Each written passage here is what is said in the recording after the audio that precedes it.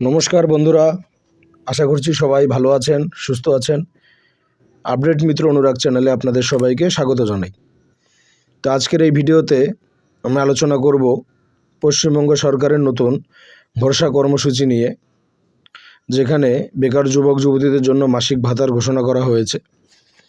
কত টাকা পাওয়া যাবে, কারা আবেদন করতে পারবেন এবং আয়ের শর্ত কী রয়েছে, সব কিছু বিস্তারিত জানব। তো চলুন প্রথমে বাজেটে এই বিষয়ে কী ঘোষণা করা হয়েছে সেই ভিডিও ক্লিপটি দেখে নেওয়া যাক। 21 থেকে 45 বছর বয়সী যোগ্য শিক্ষিত বেকার যুবকদের মাসিক ভাতা দেওয়ার উদ্দেশ্য অক্টোবর 2026 থেকে ভরসা কর্মসূচি চালু করা হবে। এই স্কিমে গ্র্যাজুয়েট বেকারদের জন্য 3000 টাকা, অন্যদের মাসে 2000 টাকা ভাতা দেওয়া হবে। এই কর্মসূচি যে সকল পরিবারের আয় 1 লাখ টাকার কম এবং যারা অন্য কোনো সামাজিক সুরক্ষা প্রকল্পের সুবিধে পাচ্ছেন না, এইসব পরিবারের প্রার্থীর জন্য প্রযোজ্য হবে। তো বন্ধুরা, আপনারা বাজেট ঘোষণার সেই অংশটি দেখলেন।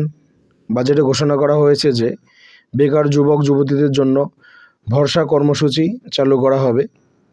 এই কর্মসূচির আওতায় স্নাতক বা গ্রাজুয়েট প্রার্থীরা প্রতি মাসে 3000 টাকা করে পাবেন এবং যারা স্নাতক নন কিন্তু নির্ধারিত যোগ্যতা পূরণ করেন তারা প্রতি মাসে 2000 টাকা করে ভাতা পাবেন। এছাড়াও বাজেটে জানানো হয়েছে যে এই কর্মসূচি অক্টোবর মাস থেকেই চালু হবে। তবে এই প্রকল্পে কারা আবেদন করতে পারবেন এবং আয়ের শর্ত কী থাকবে সেই বিষয়ে আরও বিস্তারিত তথ্য সামনে এসছে। এই বিষয়ে পশ্চিমবাংলার মাননীয় মুখ্যমন্ত্রী শুভেন্দু অধিকারী মহাশয় একটি প্রেস কনফারেন্সে বক্তব্য রেখেছেন। চলুন এবার সেই বক্তব্যের ভিডিওটি দেখে নেওয়া যাক। আমার যুবক ভাইরা, আপনাদের জন্য আমরা আছি।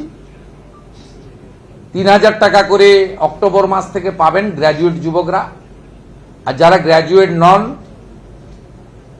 যারা ন্যূনতম শিক্ষা বা একটা শিক্ষা নিয়েছেন তার পূর্ণাঙ্গ গাইডলাইন আমরা বের করব, তারা 2000 টাকা করে পাবেন। এক্ষেত্রে বাজেট বইতে যেটা আছে সেটা হচ্ছে মাসে যারা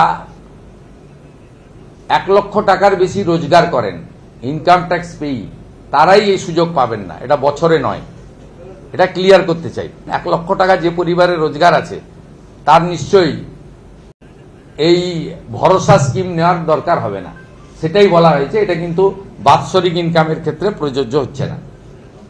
তো বন্ধুরা, আপনারা প্রেস কনফারেন্সের বক্তব্য শুনলেন।